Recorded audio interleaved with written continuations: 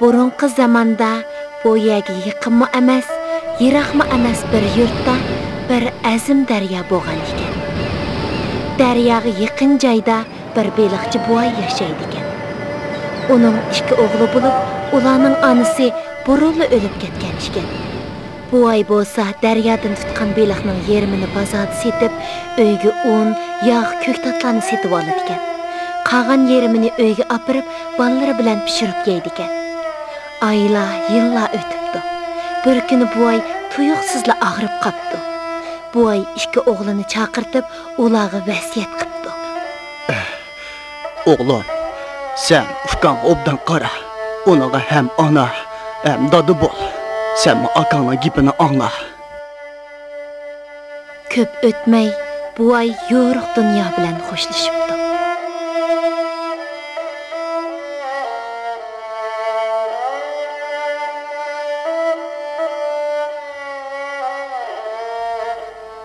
O'g'illar yig'lab qaqshab yurib, dadasini yerlikka qo'yib bo'lgandan keyin daryoga beliq tutqilib beribdi.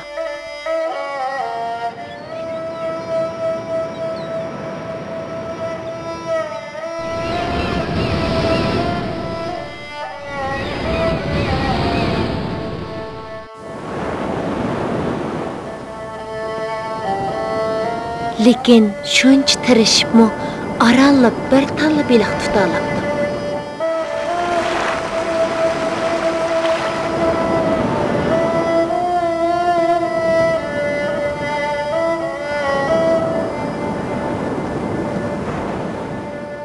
Balalar uyga qaytib, bu beliqni pishirib yeyishga o'ltiribdi.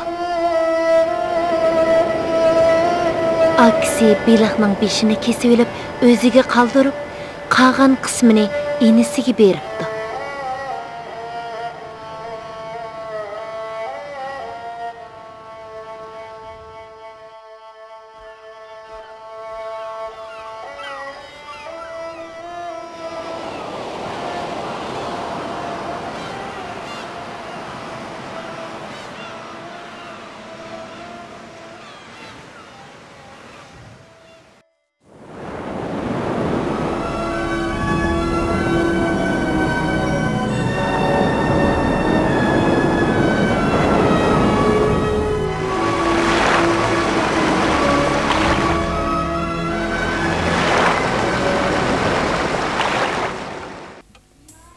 Kunlar shu tariqada o'tibdi.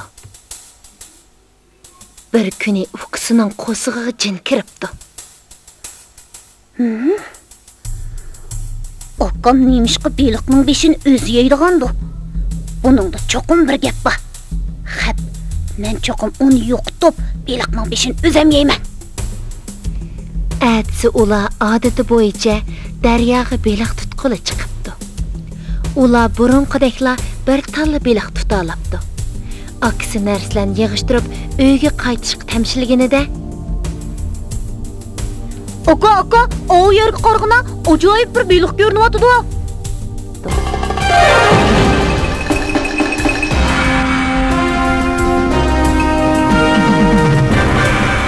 Aksi shu tarafga qaragan ekan.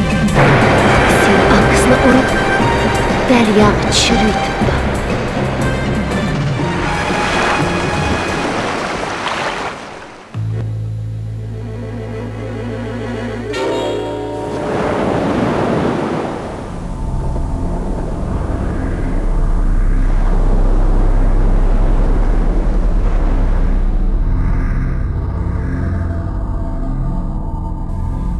Şunun bilan u tutgan beliqni uyga opirib pishirib, oldi bilan beshini yeb beqib, uning nihoyat tamsiz ekanligini his qildi.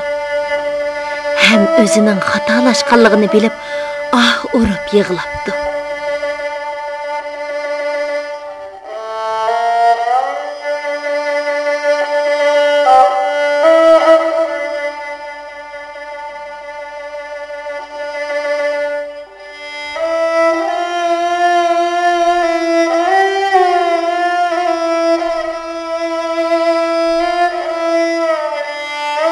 Aksining yaxshiliklarni o'ylab, har qancha pushaymon qismi o'rniga kelmabdi. Shuningdan boshlab u kishilarga aralashmay o'zini jinoyatchidek his qilib, oxiri vijdon azobida hayotini oxirlashtiribdi. Ogon!